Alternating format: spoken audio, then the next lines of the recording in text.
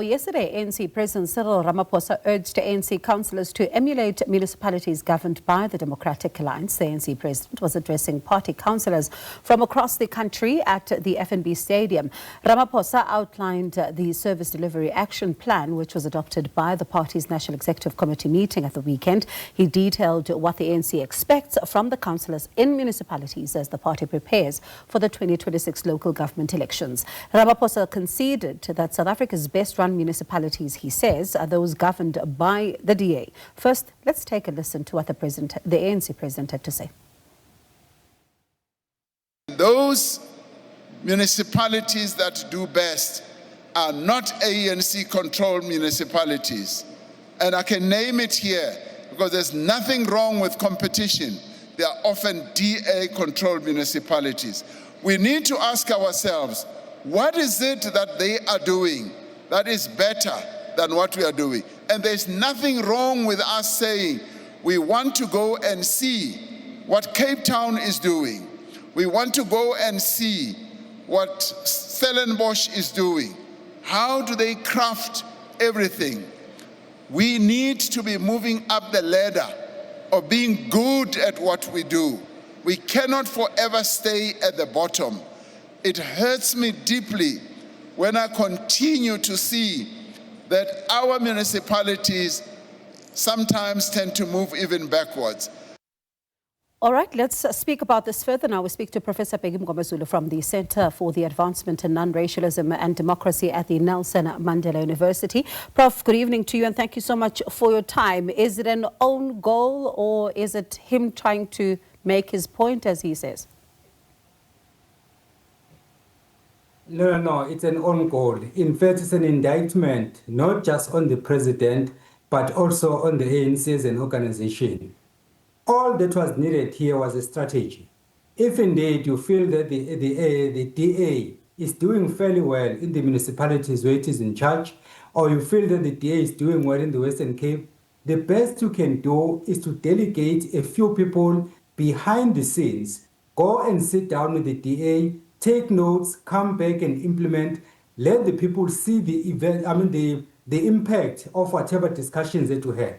But to go public and tell the public that, by the way, the municipalities that are doing well are not the ANC-run municipalities, but those that are run by the DA. It was, in fact, unwarranted, and in my view, it was not supposed to have happened. They could have done better than this, the president himself included.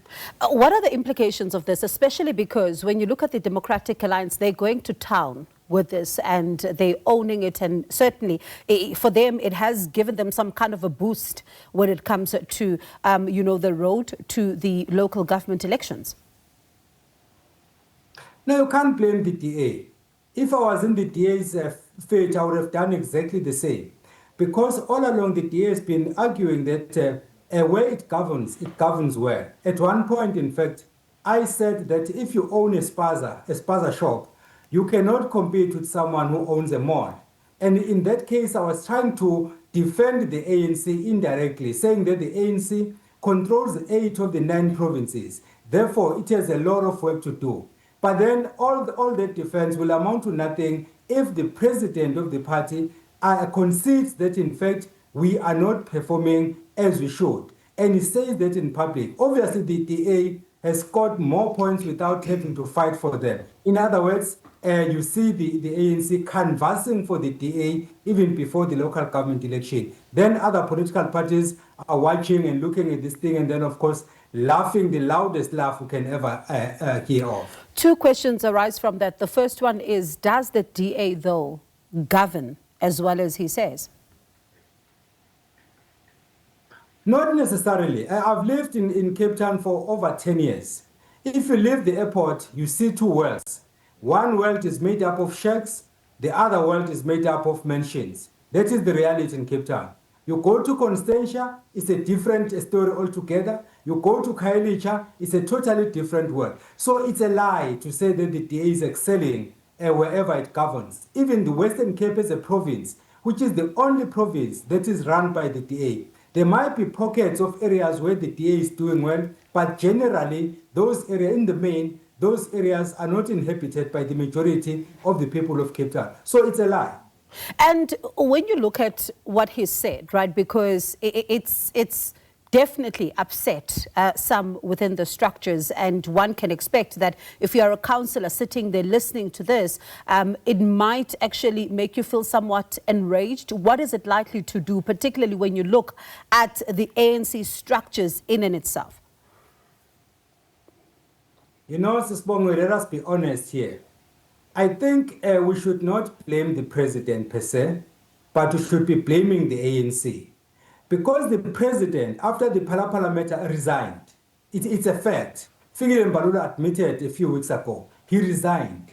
Then the ANC said, no, you cannot resign now. We will tell you when it is time for you to resign. In the meantime, we are going to defend you in Parliament. When anyone invokes Section 89 of the Constitution, there will be no impeachment because you need a 2/3 majority, and then if we don't support them, definitely you are not going to leave your position. So just stay put, tear that letter, don't take it to the speaker, we will defend you. Defend him they did, but at what cost to the ANC and at what cost to the country? So I think that the DA is benefiting from the work it did not do. The ANC is doing the spade work for the DA, and it's an embarrassment, because one would have expected that the party would have learned from previous mistakes and then do things differently. Doing this on the eve of an election makes it even more bizarre, because ordinarily we will expect all political parties to be canvassing for themselves and not canvassing for the opposition. When you look at what he said, right, and also the chairperson of the ANC, for example, speaks about the fact that the councillors do not have capacity, and then you listen to what the ANC president had to say. It's a no-brainer, especially when you read the Auditor General's report and you see those reports consecutively, how bad things are in municipalities. Now, when you look at the quality of those councillors that are being produced by the ANC currently, are these the quality of individuals that it should be going to war with when it comes to campaigning for next year's local government elections? Sisbonge, I'll answer our question in two ways. One, you hear that the president gave ANC councillors marching orders. The question you should be asking then will be, what are they marching for? Or which direction are they marching to? Are they marching away from the battlefield because they failed? Or are they marching to the battlefield?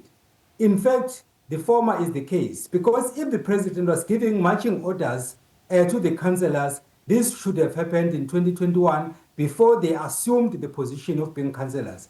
To give them marching orders when they're already on the exit door makes the whole thing just a joke. That is just one thing that we can look at. And then when it comes to the issue of capabilities, we have made this point several times that South Africa should have adopted what Singapore did, which led to the country moving from a third world status to the first world status. What did they do? They opted for meritocracy.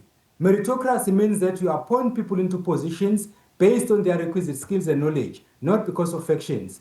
Instead, what the ANC has done, which is a point I've told a number of them, directly and indirectly, that the moment you prioritize factionalism, you are going to get people who don't have the requisite skills and knowledge getting into positions because they're in the quote-unquote right faction.